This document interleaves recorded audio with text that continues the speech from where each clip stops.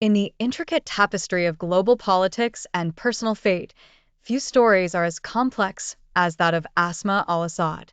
Born as Asma Fawaz Akraz in West London in 1975, her early years were marked by an ordinary British upbringing.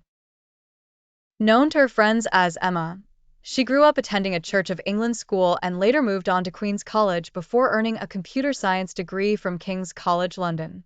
She then embarked on a promising career in investment banking with J.P. Morgan. Yet under the ordinary facade, the ties to a turbulent world simmered beneath the surface. Asma's mother, Sahar, had connections to Syrian power dynamics, with her great-uncle playing a pivotal role in Hafez al-Assad's ascent to power. It was these family connections that would nudge Asma toward a union with Hafez's son, Bashar, unexpectedly elevated to presidential duties after the death of his elder brother, Basil. As Bashar assumed power in Syria in 2000, Asma transitioned from a London banker to the Desert Rose, a first lady who initially appeared to symbolize hope and reform for Syria. Her charm and elegance captivated Western media, earning her a notorious appearance in Vogue, a piece that praised her vibrant presence and modern family life. She was the antithesis to Bashar's father, or so it seemed.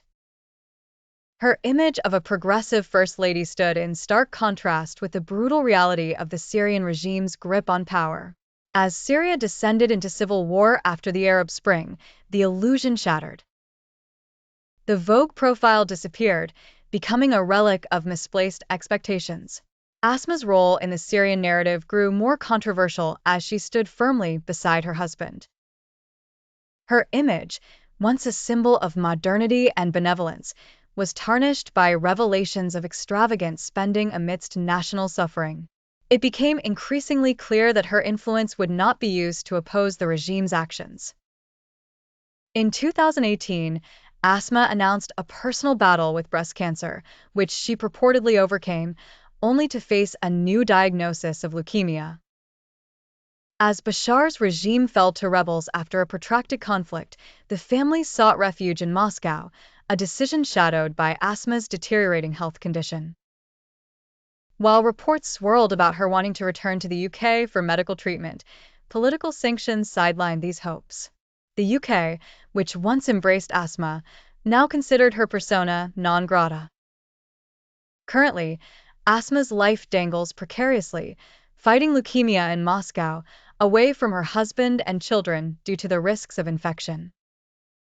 She, a once celebrated figure, now faces an uncertain future far from her homeland and an ambivalent past. As her story becomes another chapter in the convoluted tale of Syrian history, it prompts reflection on choices, allegiances, and their lasting impacts on lives and legacies.